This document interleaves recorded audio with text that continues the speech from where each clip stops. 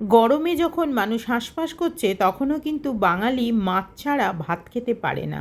সেজন্য আজকে নিয়ে এসেছি একেবারে একটি অন্য রকমের হালকা পাতলা মাছের ঝোলের রেসিপি, যে মাছটা একেবারে অন্য রকমভাবে তৈরি করা হবে।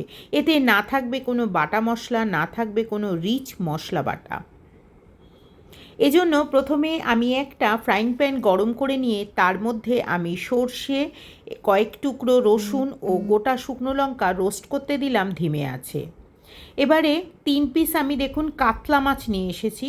কাতলা মাছের গায়ে একটু তেল, এখানে আমি রাইস ব্র্যান্ড অয়েল ব্যবহার করলাম এবং তার সাথে লবণ ও হলুদ দিয়ে ভালো করে মাখিয়ে নিচ্ছি। একটু তেল দিয়ে যদি মাছকে মাখান তাহলে কিন্তু মাছের গায়ে মশলা বা তেল হলুদ কোনোটাই উঠে যাবে না। দেখুন এটা রোস্ট হয়ে গেছে। কি করে বুঝবেন? যখন রসুনের কালার, সর্ষের কালার এবং লঙ্কা পুড়ে যাবে তখনই বুঝবেন এই মশলাটা তৈরি হয়ে গেছে এবং সর্ষে পোড়ার পরে একটা অদ্ভুত গন্ধ ছাড়বে। এই সমস্তটা ঠান্ডা করে নিয়ে আমি মশলাটাকে ভালো করে গুঁড়ো করে নেব, মানে পাউডার ফর্মে নিয়ে আসবো।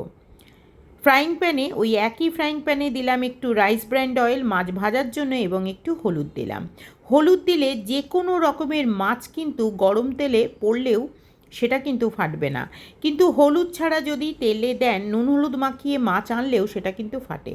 বিশেষ করে পাঙাশ মাছ বা মোটা চামড়ার মাছগুলো কিন্তু অবশ্যই ফাটে, কিন্তু এইভাবে ভাজলে কোনো মাছই কিন্তু ফাটবে না। তাই সবসময় মাছ ভাজার সময় খেয়াল রাখবেন যেন একটু তেল দেয়া হয়। ধিমে আঁচে মাছটা ভালো করে ভেজে আমি দেখুন বন্ধ করে রাখলাম। এবারে অন্য একটা কড়াইয়ের মধ্যে আমি তেল গরম করে নিচ্ছি। তেল গরম করে নেবার পরে আমি এর মধ্যে আলু এবং কাঁচা আম ঠিক একই রকমভাবে কেটে নিয়ে এলাম। নিয়ে আসার পরে এটাকে ভালো করে ভেজে নিচ্ছি। ভেজে নেবার পরে এর মধ্যে আমি মেশাবো লবণ এবং কাঁচা লঙ্কা, হলুদ ও একটু জিরের গুঁড়ো দিয়ে ভালো করে মাখিয়ে, কোনো রকম বাটা মশলা পড়বে না। আবারও বলছি, ভাজা হয়ে যাবার পরে এর মধ্যে অল্প করে জল দিয়ে আবারও নাড়িয়ে চাড়িয়ে ভালো করে ঢাকা দিয়ে 10 থেকে 12 মিনিট এটা রান্না করে নিতে হবে।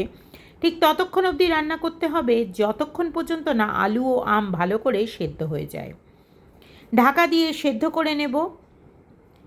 এর মধ্যে রান্না যখন হবে তখন কিন্তু একেবারেই ধিমে আঁচে আপনারা রান্না করবেন। কাঠের জালে যদি রান্না করেন শেষ পাতে রান্না করবেন জাল কমিয়ে, আর যদি বাটা মশলাই করেন তাহলে ওই মশলাটা একেবারে শিলেও বেটে নিতে পারেন।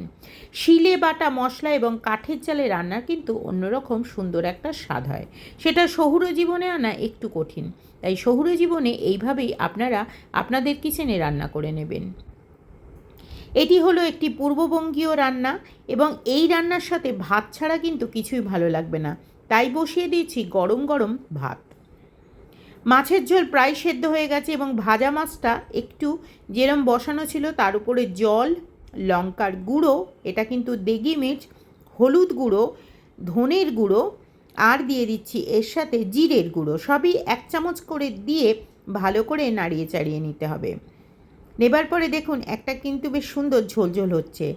এই রান্নাটা যেহেতু কাসন পোড়া ঝোল, সেজন্য এইভাবে ফুটিয়ে রান্না করে নিয়েও খেতে পারেন, কিন্তু আমি যেহেতু ফুল মিল করছি এবং তার সাথে যেহেতু আমও দিয়েছি, সেজন্য এই আম এবং এই যে আলু দিলাম এর সাথে ভালো করে সেদ্ধ হয়ে যাবার পরে এই মাছের যে ঝোলটা বানালাম সেই ঝোলটাকে আমি কিন্তু একেবারে ওর সাথে মিশিয়ে দিলাম। দেবার পরে দেখুন একটা সুন্দর মাছের ঝোল তৈরি হয়ে গেল। এবারে এই যে মশলাটা, যারা শুধু মাছ দিয়ে করবেন তারা ওই অবস্থাতে এই মশলাটা মিশিয়ে দেবেন।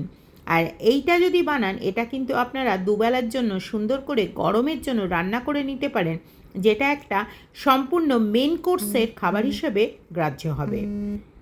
এবারে এটা রান্না হয়ে যাবার পরে, ফুটে যাবার পরে কাঁচা সর্ষের তেল দিয়ে এটাকে আমি পরিবেশন করব। কিন্তু পরিবেশনটা শুধু করে নিলেই হবে না, এরপরে লাস্টে আমি কিন্তু একটা বিশেষ জিনিস মেশাবো, যেটার জন্য আপনাদেরকে পুরো ভিডিওটা দেখতেই হবে। দেখুন কত সুন্দর আম সেদ্ধ হয়ে গেছে এবং এই যে কোনো এই যে একটু টক জাতীয় যে আম রয়েছে, মানে একটু টক জাতীয় হয়েছে, তার সাথে একটু লেবুর রস মেশালে এর স্বাদটা কিন্তু দ্বিগুণ হবে।